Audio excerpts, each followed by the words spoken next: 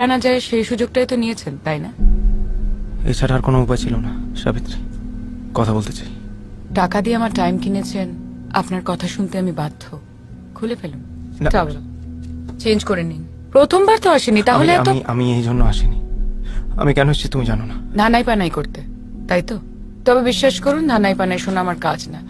খুব বেশি হলে একটুখানি দলাই মলাই করে দিতে পারি। আর বলুন কি মতলব? আমার কিছু বলার আছে তোমাকে।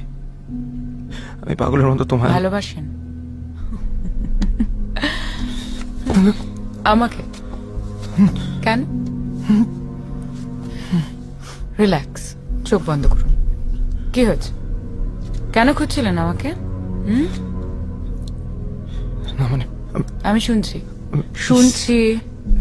এটা বলতে চাই, কি বলতে চান বলুন। প্লিজ।